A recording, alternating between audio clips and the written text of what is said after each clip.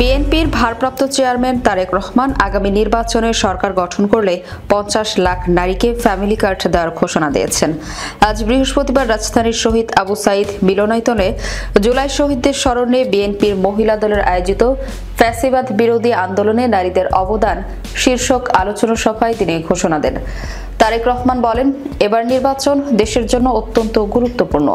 ফ্যাসিবাদ যেন ফিরে না আসে সেজন্য নারী সমাজকে সচেতন থাকতে হবে।